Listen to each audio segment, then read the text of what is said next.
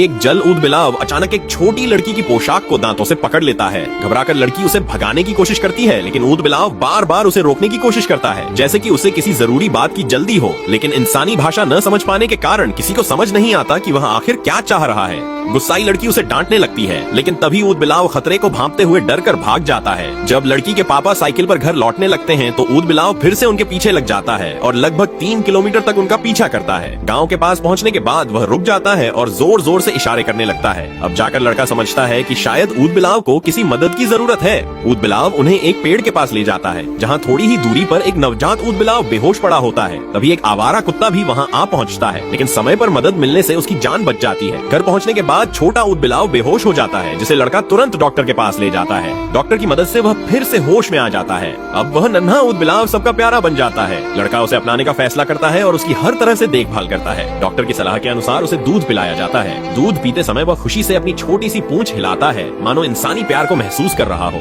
ठंड से बचाने के लिए लड़के ने अपनी पत्नी की मोजे से उसके लिए छोटा सा बिस्तर भी बनाया, जो उसकी कद काठी के लिए एकदम सही था। परिवार की देखभाल में वह नन्हा ऊद बिलाव दिन ब दिन स्वस्थ और तंदुरुस्त होता गया। अब वह इंसानों के बीच जीने का आदी हो गया था। फुर्सत के पलों में लड़का उसे बाहर की दुनिया से भी परिचित कराता। उसके खेलने और तैरने के स्वभाव को देखते हुए उसने आंगन में एक छोटा स्विमिंग पूल भी बना दिया।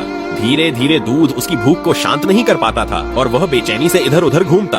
तब लड़का मछलियां पकड़कर लाने लगा ताकि वह मछली खा सके। ऊद बिलाव अब लड़के पर इतना भरोसा करने लगा था कि बाहर ले जाने पर भी इधर उधर नहीं भागता।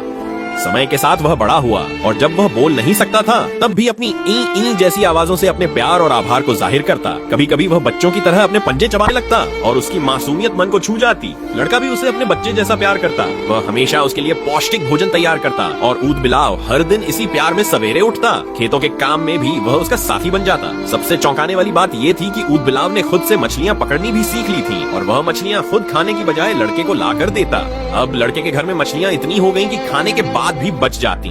ऊद बिलाव कुछ बोल नहीं सकता था, लेकिन वह जो मछलियाँ लाता था वे केवल भोजन नहीं थी, वे उसके धन्यवाद और दोस्ती का प्रतीक थी।